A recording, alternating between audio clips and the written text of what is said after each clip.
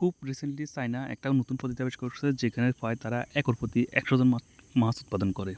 ভাবা যায় ১০০ টন মাছ উৎপাদন করে তাও ১ বছরে। সেই পদ্ধতি আপনার সাথে তুলে ধরছি। ভিডিও আপনারা যেটা দেখছেন এটা একটা পুকুর। ওনারা এটাকে ২ পার্ট করেছে। অর্থাৎ এক পার্টে ওনারা আইএসপিআর অর্থাৎ ইনফর্মড রিসার্চ সিস্টেমের মাছ চাষ করে।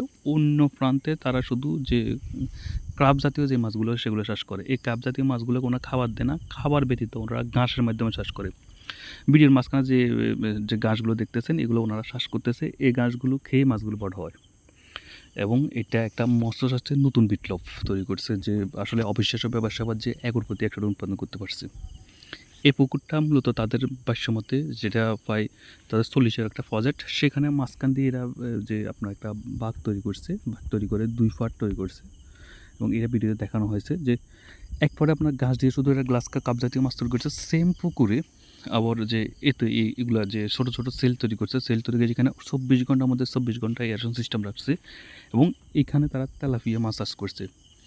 কোনো অ্যান্টিবায়োটিক ছাড়া উন্নত মানের প্রজাতি এই তেলাপিয়াগুলো তৈরি করছে এবং এটা তারা খুব সাম্প্রতিক সময়ে এবার পুরো বিশ্বের সামনে তুলে ধরছে। এই জন্য হাজার হাজার পর্যটক দেখতে আসছে। এক পাশে কাপ দিয়ে এক পাশে কাপ জাতীয় মাছ চাষ করছে গ্রাস দিয়ে, অন্য পাশে ফিড দিয়ে আপনার একর প্রতি যে আইএসপিআর পদ্ধতিতে চাষ করতে ওনারা মাছ চাষকে আমাদের ধারণার চেয়েও অধিক এগিয়ে নিয়ে গেছে। আমরা বাংলাদেশে যেখানে একর প্রতি ৫-১০ টন উৎপাদন করতে আমাদের অনেকটা কষ্ট হয়ে যাচ্ছে, সেখানে ওনারা রোগমুক্ত অর্থাৎ পিরিয়ে কোনো ধরনের অ্যান্টিবায়োটিক ব্যবহার না করে, কোনো ধরনের মেডিসিন ব্যবহার না করে একর প্রতি ১০০ টন পর্যন্ত উৎপাদন করতেছে এবং তারা নতুন প্রযুক্তি আবিষ্কার করতেছে যেখানে কোনো খাবার ছাড়া অর্থাৎ কোনো ধরনের ফিড ছাড়া ওনারা শুধু ঘাসের মাধ্যমে মাছ উৎপাদন করার চেষ্টা করতেছে এবং এটা ওনারা ফ্রি ট্রায়াল দিচ্ছে। যে এই ভিডিওতে একটা ধারাভাষ্য ছিল, সেখানে বলা হয়েছিল যে এটা তারা ৫ বছর যাবত একটা রিসার্চ করছে এবং প্রতি বছর এটা সফলতা পেয়েছে।